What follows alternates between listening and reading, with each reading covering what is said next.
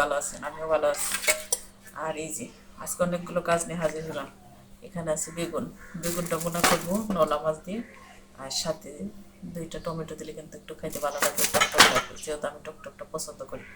আর কলা রান্না করবো টাকি মাছ দিয়ে ভেঙে, মাছগুলো বের করে নিয়ে ফ্রিজে আছে, বের করে তারপরে কাটাকাটি হলে বের করে রান্না করতে চলে যাবো। এই যে কাঁচামরিচ কিছু আছে, আবার এই যে নিয়ে আসা হয়েছে। কাঁচামরিচের দামটা কিন্তু বাজারে এখনও কমে নাই।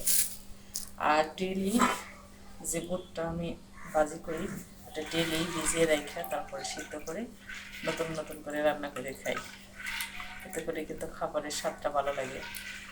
আর এই যে এখানে বুটে দেওয়ার জন্য আলু নিয়ে আসছি, পেঁয়াজ, কাঁচামরিচ সব কিছু একদম কাটাকুটি করে রান্না করতে গেলে কিন্তু রান্না করাটাও অনেক সহজ হয়ে যায়।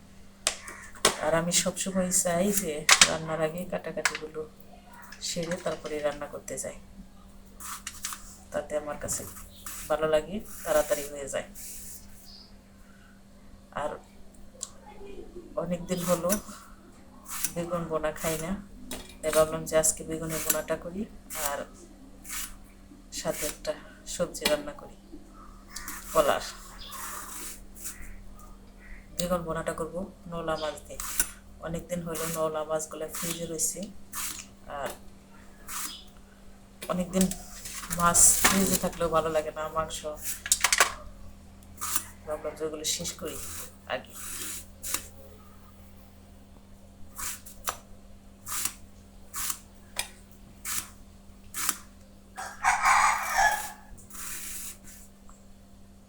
কাঁচামরিচগুলো সবগুলি বটে নিব।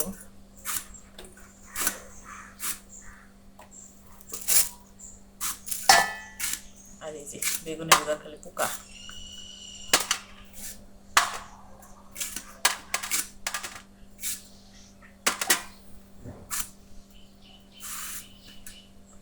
আর এখন বাজে প্রায় 11টার মতো। আর এই সময় আজকে রান্নাটা করে রাখবো, বিকেলবেলা না করে এখনই করে রাখবো।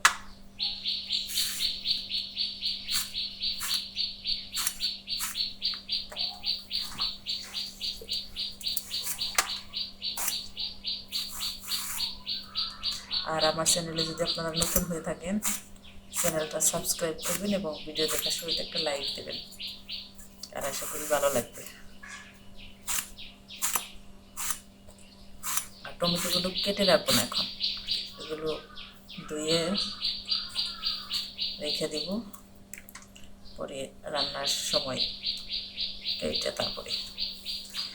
আর সবাই অনেক বেশি ভালো থাকবেন, আমার চ্যানেলটা প্রত্যেকটা ভিডিও দেখবেন, আস্তে আস্তে একটু একটু ভালো লাগবে।